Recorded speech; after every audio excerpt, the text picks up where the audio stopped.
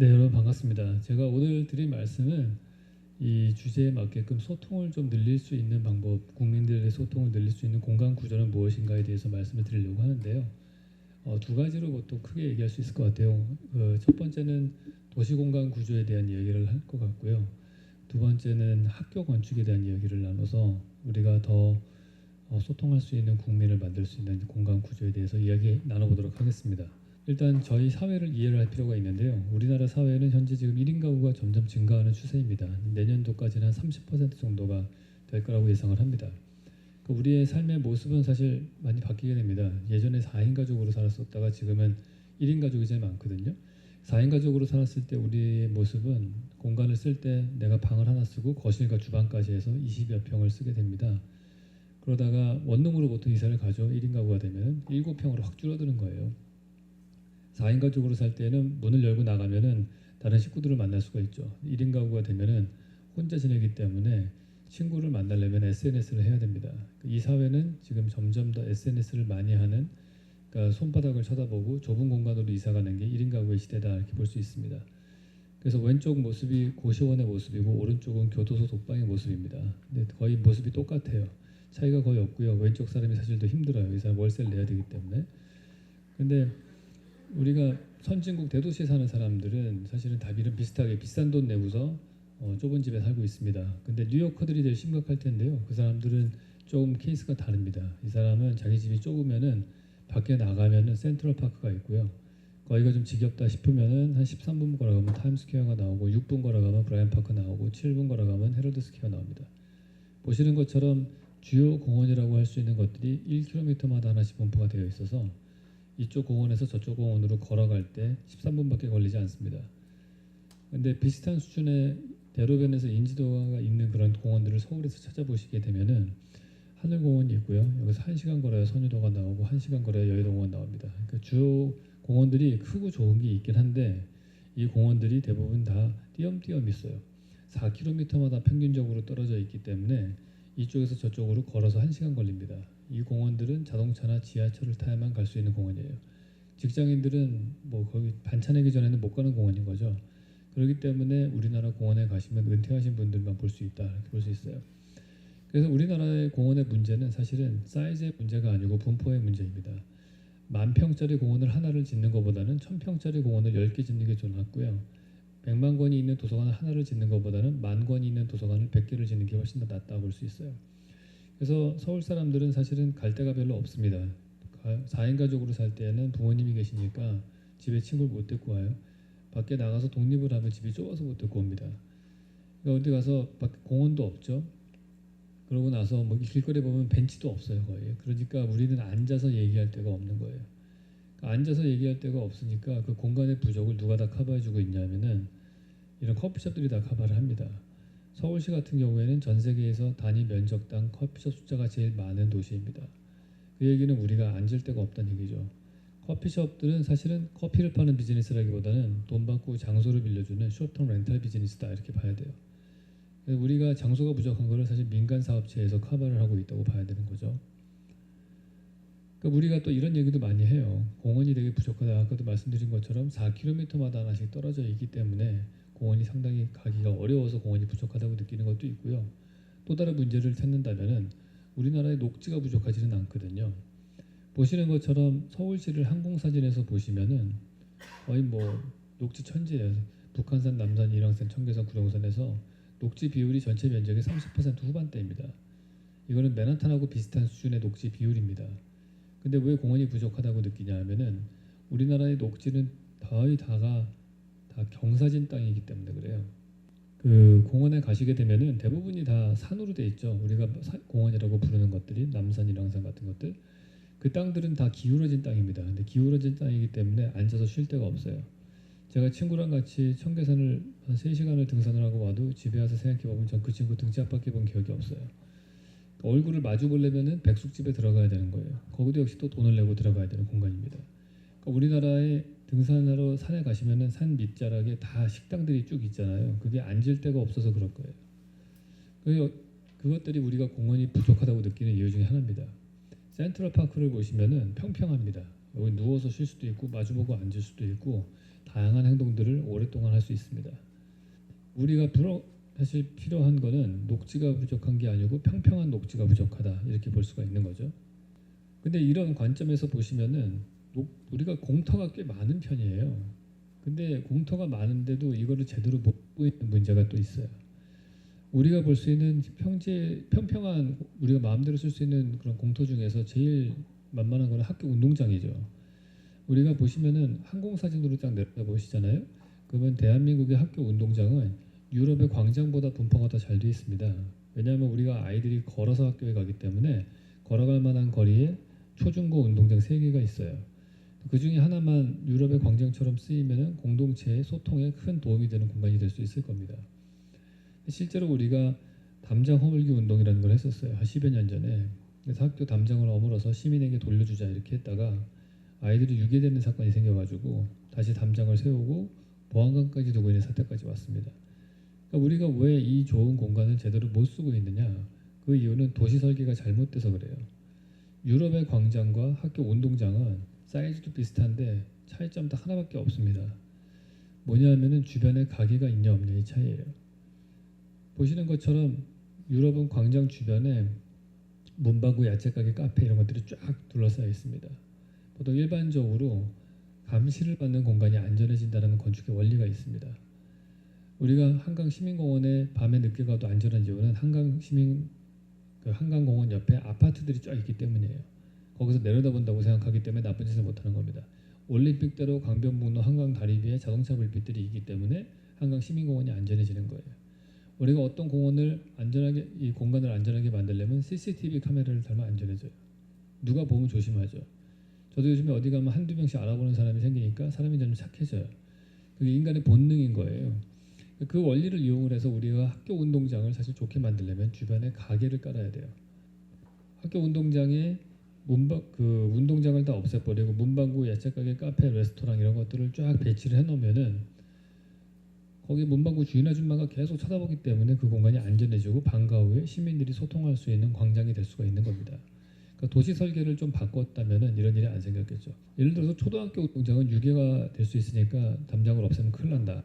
다 큰 고등학교 애들을 운동장을 개방하면 되거든요. 우리 또 그렇게 안 해요. 왜냐하면 고등학교 애들은 다 커서 수업 안 하고 튈까봐 담장을 높게 세워놓고 그다음에 못 나오게 막아야 되는 겁니다. 우리가 이런 생각을 해볼 수 있어요. 어떤 거리를 걷고 싶은가? 우리가 남자들이 보통 데이트 코스 정할 때 테헤란로를 걷자 이런 얘기를 하지 않습니다. 보통 홍대 앞 피카소 거리나 신사동 가로수길이나 명동 이런 데를 선호하죠. 왜 이런 데가 가면 더 걷고 싶으실까? 제가 생각을 해봤는데 가게 입구의 숫자랑 상관이 있는 것 같다 그런 생각을 했어요. 그래서 공식을 하나 만들었습니다. 이벤트 밀도라는 공식인데 100m당 가게 입구의 숫자가 몇 개냐 이걸 세는 거예요. 홍대 앞을 수노래방에서부터 120m 구간을 세봤어요. 그랬더니 1층 가게가 16개가 나오고요. 2층 가게 입구가 4개 정도 나옵니다. 그러니까 다 해서 20개죠. 근데 여기는 특이하게 가운데가 공용주차장으로 되어 있어요. 그래서 건너편 쪽 가게도 쉽게 들어갈 수가 있습니다. 100m를 걷는 동안에 가게를 34개 정도를 만나는 거예요. 같은 방식으로 명동을 조사하면은 36개가 나오고요. 강남대로 14개밖에 안 나옵니다. 이유는 10차선 도로이기 때문에 길 건너편 쪽으로 가기가 힘들어요. 그다음에 강남 테헤란로가 8개로 제일 적습니다. 그 이유는 필지가 크게 나눠져 있어서 그래요. 그러니까 띄엄띄엄 입구가 있죠. 그나마 있는 곳들도 사옥들이 많아서 1층에서 경비 아저씨가 못 들어오게 막아요. 신사동 가로수길이 36개고 스페인의 유명한 람블라스 거리가 40개입니다. 보시면은 걷고 싶은 거리는 대체로 이벤트 밀도가 30 이상이에요. 다른 말로 하면은 100m를 걷는 동안에 가게 입구가 30개 이상은 나와야지 걷고 싶은 거리가 된다는 겁니다. 그럼 가게 입구 많은 게 무슨 의미가 있는 거냐? 텔레비전 채널 숫자 많은 거랑 비슷한 거예요. 선택권이 많다는 거죠. 우리가 4개짜리 채널 보다가 100개짜리 케이블 방송을 돈을 내고서라도 간 이유는 선택권이 많아서 그래요. 홍대 앞은 30분을 걸으면 수백 개의 가게를 만나지만 테헤란로는 수십 개밖에 만나지 못합니다. 그러니까 전자를 선호해요. 또 다른 이유는 변화가 많아서 그래요. 우리가 채널 4개짜리도 볼 거 하나도 없었는데 100개짜리 채널로 갈아탔죠. 근데 볼 거 없게 똑같아요. 저같이 텔레비전 보기 좋아하는 사람들은 집에 가면 계속 TV 채널을 돌립니다. 재밌는 거 없나? 저같이 많이 보신 분은 한 번은 경험해 보셨을 텐데 채널을 계속 돌리잖아요. 어느 순간 재밌어져요. 계속 바뀌는 게 재밌는 거예요. 그 예를 들어서 드라마 채널에 10개쯤 붙어 있어요. 그럼 계속 돌리면은 대사가 섞여가지고 막 새로운 스토리가 만들어지고 그래요. 그런 것들이 사실 변화가 주는 즐거움인 거예요. 그래서 다양한 상점 입구의 숫자는 다양한 TV 채널의 숫자와 비슷하다 이렇게 볼 수 있습니다. 그러니까 우리가 시속 4km로 걸으면은 명동이나 가로수길은 2.5초당 한 번 채널이 바뀌는 TV고요. 테헤란호는 11초당 한 번 채널이 바뀌는 TV다 이렇게 볼 수 있어요. 근데 이런 걷고 싶은 거리를 잡아먹는 괴물이 하나 있습니다. 다름 아닌 상가예요. 이게 반포에 새로 재개발된 아파트 단지입니다. 자해 아파트 단지라고 있는데 1층에 가면 아주 좋아요. 차들이 하나도 안 다니고 좋은데 문제는 주변의 거리예요. 1km가 몇 킬로미터에 달하는 이 거리가 온통 아파트 담장밖에 없습니다. 북쪽에 600m 거리에 입구가 하나 있는데 지하 주차장 들어간 입구 하나 있어요. 나머지는 다 담장입니다. 그러니까 가게가 없으니까 길거리에 사람이 한 명도 안 걸어 다녀요. 그럼 가게는 다 어디가 있느냐? 코너에 상가에 다 있습니다. 여기서 밥 먹고 머리 자르고 차 마시고 병원 가고 다 하는 거예요.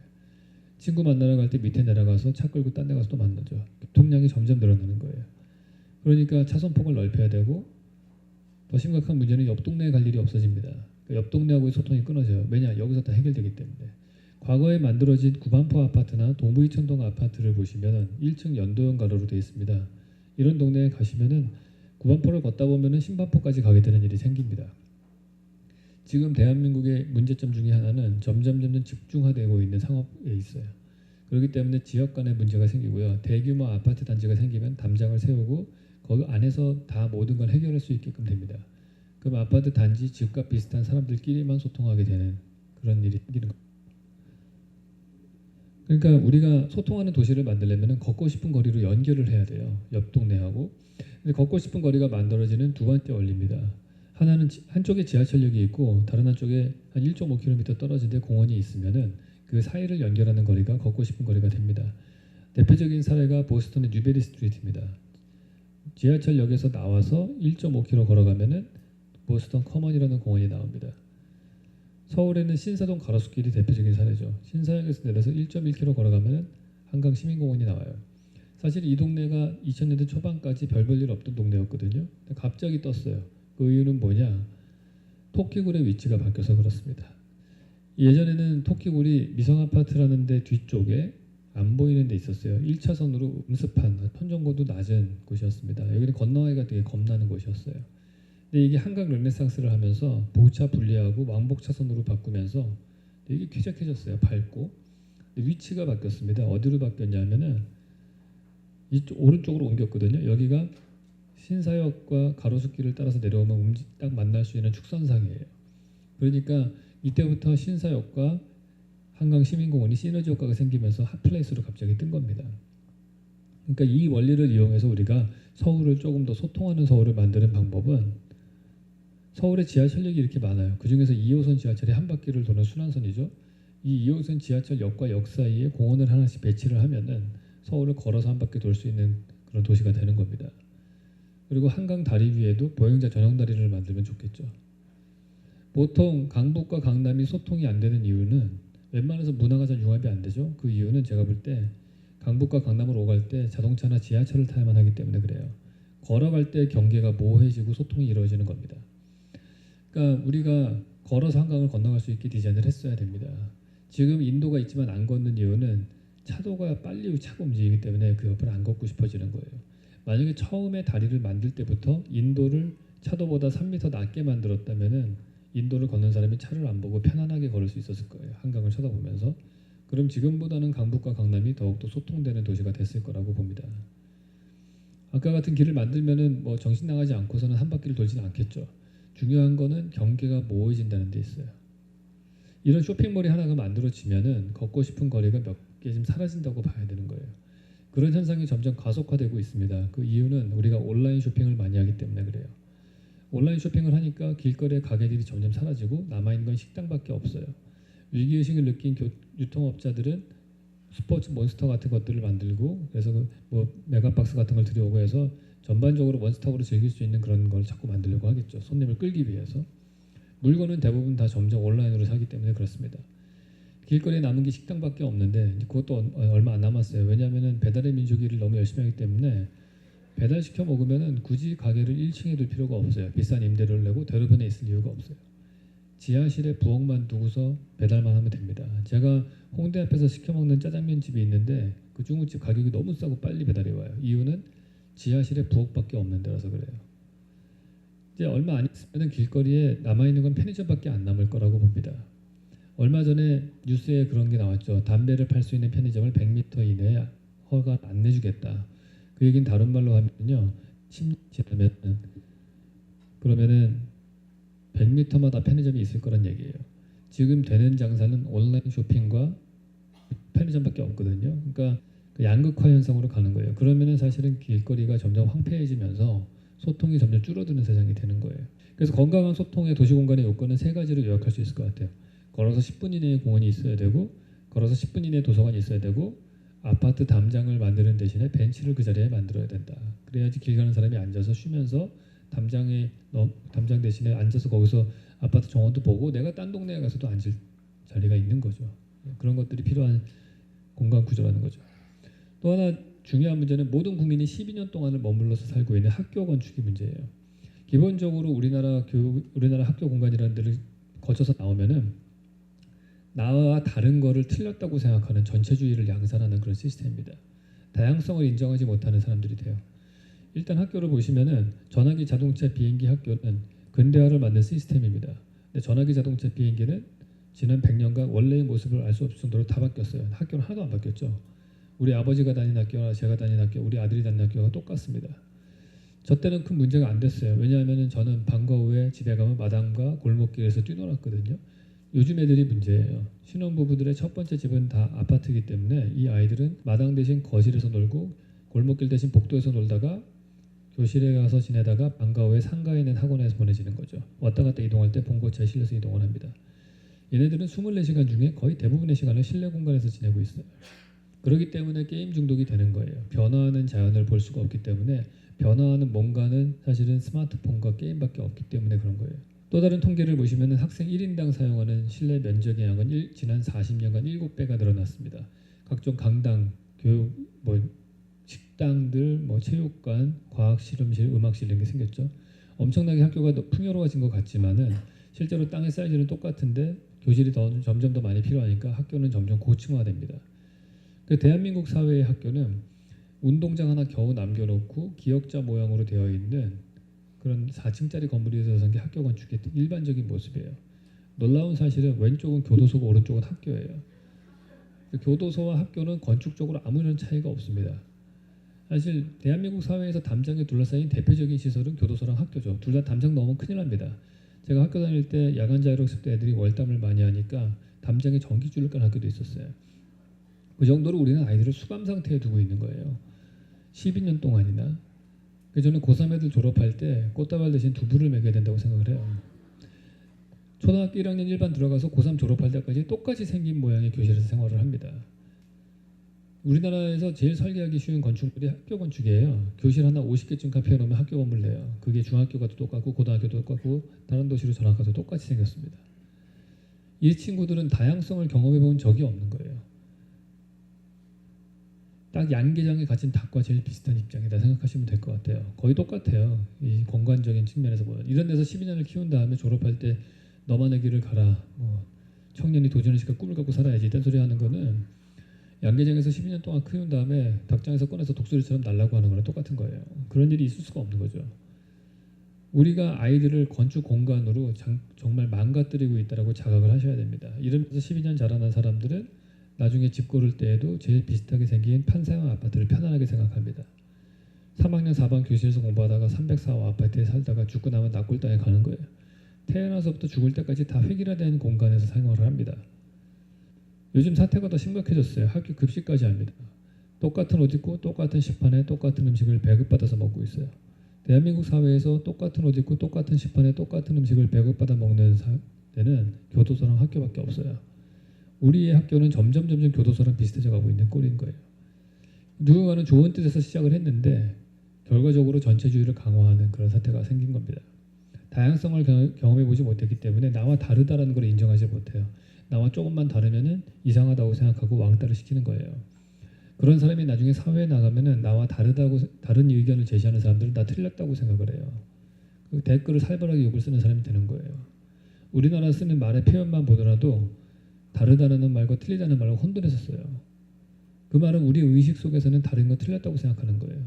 다 똑같은 생각을 해야 된다고 생각하고 전체의 일부가 되는 걸 편안하게 생각해요. 집을 사면은 큰 대규모 아파트 단지에 더 선호합니다. 그런 거를.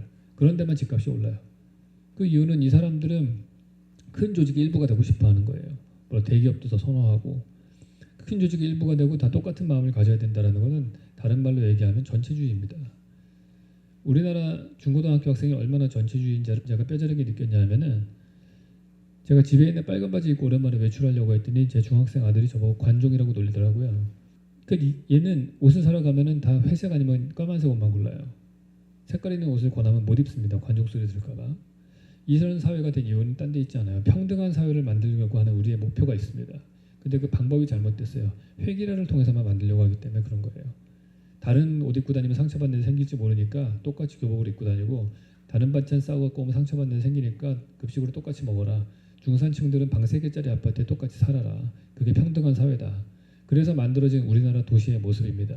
세종, 강남, 송도, 판교가 다 똑같은 모습이고요. 아파트 간판 떼고 나면 다 똑같이 생겼어요. 대한민국 국민인 거의 60%가 비슷하게 생긴 집에 삽니다. 그러면 생겨나는 문제는 여러분 집이나 저희 집이나 모양이 거의 똑같아요. 그러면은 여러분 집과 내 집의 가치 판단의 기준은 집값밖에 안 남습니다. 회기라의 가장 심각한 문제는 회기라가 되면은 가치 판단 기준이 정량화가 돼요. 그래서 대한민국 사회는 모든 가치관이 정량화되어 있어요. 집값, 성적, 연봉, 키, 체중 이런 걸로 하죠. 중산층의 모습은 30평형대 아파트에 살면서 2000cc 이상의 자동차를 타고 몇 억짜리 이상의 집에 살고 뭐 이런 거예요 다. 프랑스의 중산층의 모습은 외국어를 할 수 있어야 되고 몇 개 대륙의 여행을 다녔어야 되고 자기만의 독특한 맛을 낼 수 있는 요리를 할 줄 알아야 된다. 이게 중산층이거든요. 가치관이 우리나라 사회는 정량화되어 있는 사회예요. 왜냐하면 라이프 스타일이 획일화되어 있기 때문에 그래요. 획일화를 당장 멈추고 다양성을 채용할 수 있는 그런 식으로 공간 구조를 바꿔줘야 됩니다. 학교 건축에 대한 얘기인데 뭐 학교를 자연을 볼 수 있게 해줘야 되고 예를 들어서 뭐 우리 아이들이 자연에 나갈 그런 저층형이 안 된다. 그럼 빈 교실을 부숴서 테라스라도 만들어줘야 되는 거예요. 옥상을 개방하든지. 그럴 돈이 없다. 그러면 교무실이라도 꼭대기층으로 옮겨야 되는 거예요. 그래야지 애들이 1층에서 바깥에 보면서 공부할 거 아니에요. 정원을 보면서. 돈이 좀 되면 창문턱도 부숴서 밑에까지 내려야 돼요. 정원을 더 많이 볼 수 있게. 그 다음에 그걸 폴딩 도어로 만들어서 날씨 좋은 날은 폴딩 도어 열고서 꽃냄새 맡으면서 공부할 수 있게 해줘야 됩니다. 근데 그럴 여건이 안 되잖아요 지금. 그러니까 우리는 애들은 온통 다 거꾸로 돼 있어요. 다 닭장 같은 학교에다 보내놓고 학부모들은 오전 11시쯤에 카페 스미스 같은 데 모여가지고 이렇게 폴딩 도어를 열어놓고 높은 천정고에서 차 마시면서 애들을 어느 상가의 학원에 뺑뺑이 돌릴지 시간표 짜고 있거든요. 그러니까 우리나라 사회 학교는 사실은 더 저층화될 필요가 있고 잘게 쪼개져야 됩니다. 그래서 각각 다른 모양의 마당이 있어야 돼요. 1학년 때는 삼각형 마당에서 공부하다가 2학년 되면 연못되는 마당에서 공부하다가 3학년 되면 뭐 느티나무 밑에서 공부하다가 궁극적으로 자연을 돌려줘야 되는 거예요. 우리 아이들에게. 스케일도 작게 만들 필요가 있어요. 너무 크기 때문에 아이들이 스케일에 압도당합니다. 그래서 이거를 잘게 쪼개져서 자그마한 주택만한 사이즈로 만들어줘야 돼요. 우리 아이들이 다니는 학교가 잘 짜게 쪼개진 그런 건물을 다니면서 이름이 붙여진 데 다니면 얼마나 좋겠어요. 우리 조상들은 건물을 지으면 이름을 지었죠. 소세원, 동락당, 만대루. 이름을 다 3글자로 지었습니다. 이유는 사람 이름이 3글자라서 그래요. 건축물에게 사람처럼 이름을 붙여주고 정서적으로 교감을 하라는 뜻이거든요. 근데 그런 것들을 우리는 지금이라도 실행을 할 수 있다고 봐요. 잘게 쪼개라고 했더니 이렇게 획일화되게 하면 안 돼요. 남양 배치기가 중요한 게 아니에요. 모양과 크기를 다르게 해서 조금만 움직이면 다른 풍경들을 볼 수 있게 해줘야 됩니다. 지금 우리 학교는 정문 열고 들어가면 한눈에 모든 게 다 들어와요. 그래서 100m 달리기 한 다음에 와도 똑같아요 모양이. 지루하고 애들이 정신병 걸리는 겁니다. 마을 같은 이런 스머프 마을 같은 학교를 저는 상상을 하고 있어요. 이런 학교가 만들어질 때 아이들이 정서적으로 정상적인 인격으로 자랄 수 있을 거라고 생각을 합니다. 그래서 우리가 건강한 소통의 학교를 만들 수 있는 요건은 이런 거라고 봐요. 작은 건물군으로 만들어진 마을 같은 학교가 된다. 다양한 건물의 모양이 있어야 되겠죠. 학교마다 달라야 되고 내가 사는 집에서 오른쪽으로 가면은 이런 모양의 학교, 왼쪽으로 가면 교도소 같은 모양의 학교, 선택권이 주어져야 돼요. 우리 학교에는. 근데 우리 학교는 다 똑같은 모양으로 만들어요. 왜냐하면은 의사결정자들이 대한민국 사회를 공평하게 만들어야 된다고 믿기 때문이에요. 공평한 거는 획일화를 통해서 나오는 게 아닙니다. 공평은 다양성을 통해서 나오는 거예요. 교실 문에서 40m 이내에 마당이나 테라스가 있는 학교를 만들어줘야 돼요. 자연을 빨리 접할 수 있게 다양한 형태의 학교들이 나올 필요가 있다. 그런 생각을 합니다. 100가지의 라이프 스타일을 추구할 수 있는 사회가 된다면 행복한 사람이 100배가 늘어나는 거고요. 1000가지가 되면 1000배가 늘어난다고 볼 수 있어요. 그런 것들은 다양성을 기본으로 해서 만들어져야만 될 수 있다는 거죠. 이게 윈스턴 처칠이라는 말입니다. 사람은 도시를 만들고 도시는 사람을 만든다. 우리가 만든 공간 구조가 우리에게 영향을 미치고 우리 사회를 다시 재구성할 수가 있는 겁니다. 어떻든 우리는 인간은 공간의 영향을 받게 돼 있어요. 말단 사원일 때 복도 쪽에 책상이 있으면은 계속 일을 열심히 할 수밖에 없어요. 왔다 갔다 하는 사람들이 계속 감시하기 때문에. 부장님 되면 창문을 등지고 앉아 있습니다. 누가 보는 사람이 없기 때문에 삐들 수가 있어요. 공간 구조가 사람을 바꿔요. 그럼 좋은 건축은 뭐냐? 좋은 건축이란 화목하게 하는 건축이에요. 사람이 모여 살면 갈등이 생길 수밖에 없죠. 그런 소통들은 여러 가지로 해결할 수가 있습니다. 두 가지인데요. 하나는 소프트웨어적인 방법, 하나는 하드웨어적인 방법이에요. 소프트웨어적인 방법이 각종 세금 정책과 행정 정책들일 거고요. 하드웨어적인 방법은 공간 구조를 바꾸는 겁니다. 그렇게 공간 구조를 통해서 우리 국민들의 소통을 늘리고 사람들끼리 생각을 섞고 사실은 그런 데서 더 창의적인 생각들도 나오는 거예요. 다르다라는 거를 우리가 인지하고 거기서 그치면 안 되고요. 다른 것들을 화합할 수 있는 새로운 생각을 만들 수 있는 세상이 돼야 되겠죠. 그러려면 좀 더 창의적인 분위기의 사회가 돼야 되고 그러기 위해서는 이 사회의 공간 구조를 바꿀 필요가 있다. 그렇게 생각을 합니다. 이걸로 강의를 마치도록 하겠습니다.